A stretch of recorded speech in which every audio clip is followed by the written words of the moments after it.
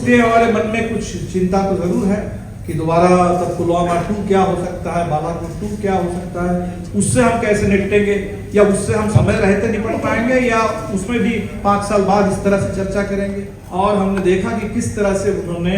उस ट्रेन में 4 लोगों को मार दिया, अपने ऊपर के अफसर को भी मारा और 3 देश के नागरिकों को मारा, ये कहते हुए, चुन चुन करके मारा, ये कहते हुए कि इस देश में रहना है, वोट देना है, तो बस मोदी और योगी 2 ही हैं। और चीन और पाकिस्तान से खतरे के नाम पर हमने पूरे फॉरेन पॉलिसी को हमने मॉर्गेज करके रख दिया है अमेरिका के हाथों, इजराइल के हाथों।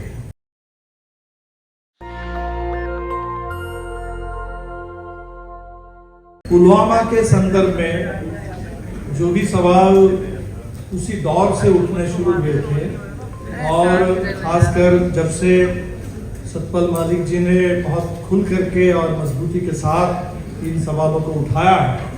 तो वो एक राष्ट्रीय स्तर पर सवाल बन गए हैं। तो उन सवालों को जैसे उठाना चाहिए, और उससे जो भी आज हम अगर कोई प्रस्ताव यहाँ ले तो बिल्कुल हमारी पूरी सहमति है। लेकिन हमारे सामने जो सवाल आया कि पुलवामा ने एक हमारे लिए आशंका का भी माहौल बना दिया। अभी यहाँ आने से पहले हम नौजवानों की एक संसद लगी थी जंतर मंतर पे,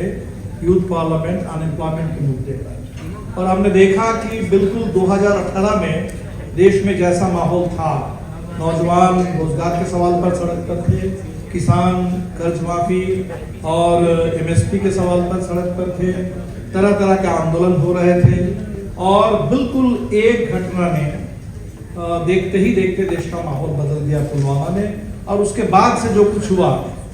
वो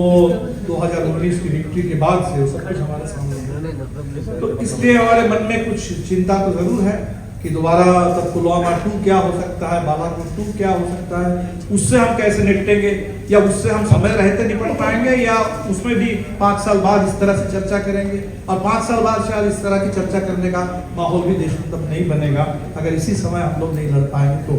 तो इसी संदर्भ में 2-4 बातें मैं आपके बीच में रखना चाहता हूँ। ज्यादातर बातों से हमारी सहमति है इस पूरे राष्ट्रीय सुरक्षा के संदर्भ में, लेकिन हो सकता है कुछ हमारे ऐसे विचार हो जिससे सबकी सहमति भी ना हो। हम समझते हैं कि जो राष्ट्रीय सुरक्षा है, जाहिर सी बात है, बल्कि मुझे बड़ा अच्छा लगा कि हमारे जो मिलिट्री से बोलने वाले साथी थे, उन्होंने इन मुद्दों को उठाया कि देश के अंदर अगर इतनी विषमता हो, इतनी जबरदस्त डिस्पैरिटी हो, तो वो अपने आप में सुरक्षा के लिए बड़ा खतरा है।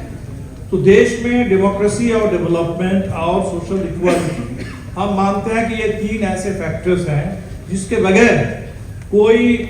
मजबूत नेशनल सिक्योरिटी के बारे में हम कल्पना नहीं कर सकते। और ये तीनों मोर्चे पर हम लोग बेहद नाजुक स्थिति में हैं, कमजोर स्थिति में हैं, और इसीलिए हमारी नेशनल सिक्योरिटी खतरे में होगी, कमजोर होगी।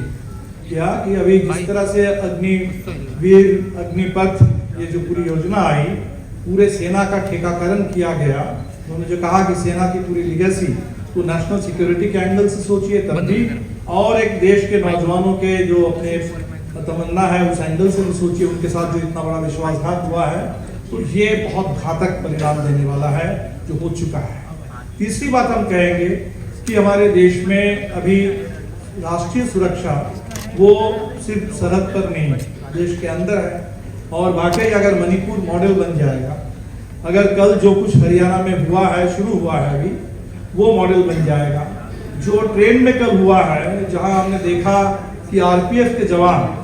जिनका काम है रेलवे सुरक्षा बल, सुरक्षा के लिए उनकी जिम्मेदारी है, इसी के लिए उनको काम मिला है, इसी का वेतन उनको मिलता है। और हमने देखा कि किस तरह से उन्होंने उस ट्रेन में 4 लोगों को मार दिया, अपने ऊपर के अफसर को भी मारा, और 3 देश के नागरिकों को मारा, ये कहते हुए, चुन चुन करके मारा, ये कहते हुए कि इस देश में रहना है, वोट देना है, तो बस मोदी और योगी 2 ही हैं।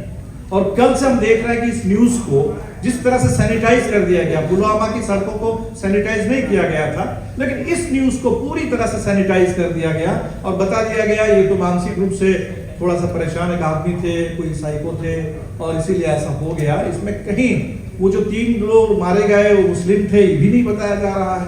इस पूरे न्यूज को जिस तरह से सैनिटाइज किया गया, अगर ये मॉडल चलेगा तब नेशनल सिक्योरिटी का क्या होगा। और चौथी बात जो हम कहना चाहते हैं कि हमारे फॉरेन पॉलिसी के साथ नेशनल सिक्योरिटी का बहुत ज़बरदस्त लगाव है। ये जो रास्ता हमने सोच लिया कि हम बात करते हैं कि भाई हमको चीन से और पाकिस्तान से हमारी लड़ाई है, खतरा है, और चीन और पाकिस्तान से खतरे के नाम पर हमने पूरे फॉरेन पॉलिसी को हमने मॉर्गेज करके रख दिया है अमेरिका के हाथों, इजराइल के हाथों। तो ये अमेरिका और इजराइल हमारे पड़ोसी नहीं है। तो पड़ोसी मुल्क से अगर हमारी दोस्ती नहीं रहेगी, शांति का माहौल नहीं रहेगा, उसमें हम लाख जितना खरीदते रहेंगे, रफाल खरीदते रहेंगे, मोदी जी जाएंगे स्ट्रेटेजिक पार्टनरशिप के नाम पर, वो पूरे डिफेंस डील होता रहेगा, तो बड़े बड़े घोटाले उजागर होते रहेंगे, लेकिन वो नेशनल सिक्योरिटी हमें नहीं मिल सकती। और सिर्फ पाकिस्तान और चीन की बात तो नहीं है, हम तो नेपाल से भी अलग है। हमारे पार्लियामेंट में अखंड भारत का पूरा मैप लगा दिया जाता है तो नेपाल वाले परेशान हो जाते हैं, बांग्लादेश वाले परेशान हो जाते हैं, श्रीलंका वाले परेशान हो जाते हैं। तो हमारे पड़ोस के जितने पड़ोसी देश हैं, तो जियोग्राफी तो हम बदल नहीं सकते। हम हिस्ट्री को भी बदलने की कोशिश कर रहे हैं, उसको तो नए सिरे से लिख देंगे, जियोग्राफी को क्या नए सिरे से लिख देंगे। तो हमें लगता है कि इस समय ये जो फॉरेन पॉलिसी जिसमें हम क्वाड के मेंबर हैं, हम I2U2 के मेंबर हैं, कहने के लिए तो हम ब्रिक्स में भी हैं, कहने के लिए हम SCO में भी हैं, कहने के लिए हम ग्लोबल साउथ की बात करते हैं। आज वो नॉन अलाइनमेंट मूवमेंट से लेकर के ग्लोबल साउथ, उसकी सॉलिडारिटी, सारी बातें बाहर चली गई और सिर्फ अमेरिका, वेस्टर्न अलायंस और इजराइल, ये जो फॉरेन पॉलिसी है, मैं समझता हूँ कि ये फॉरेन पॉलिसी हिंदुस्तान के लिए बेहद घातक है और इस पर भी कोई कंसेंसस बनना नहीं। साथ साथ इस फॉरेन पॉलिसी का भी 2024 में इसका रीओरिएंटेशन होना चाहिए और तभी देश में राष्ट्रीय सुरक्षा को हम मजबूती दे पाएंगे। इसी के साथ हम तमाम आप लोगों के शुक्रगुजार हैं और आज जिस तरह से हम लोग ये चर्चा कर रहे हैं, इससे तो बिल्कुल लग रहा है कि देश में एक बड़ा बदलाव आ रहा है और देश इस बदलाव को सुरक्षित देखना चाहता है। तो ये बदलाव, फिर एक बार बदलाव का तो कोई इंश्योरेंस स्कीम होती नहीं है, लेकिन फिर भी ये बदलाव जब इतने लोग चाह रहे हैं समाज के हर तबके में, हर कोने में देश के, तो जाहिर सी बात है 77 में भी बदलाव आया था और इस बार भी इस देश में इतने बड़े तानाशाही जब देश में है, इस तरह से देश पर सिर्फ शासन के स्तर पर नहीं, पूरे समाज के स्तर पर हमें बिगाड़ने, बर्बाद करने की पूरी कोशिश चल रही है। बर्बादी का, आतंक का राज चल रहा है। तो बर्बादी और आतंक और नफरत और हिंसा के राज के खिलाफ जरूर ये देश जीतेगा।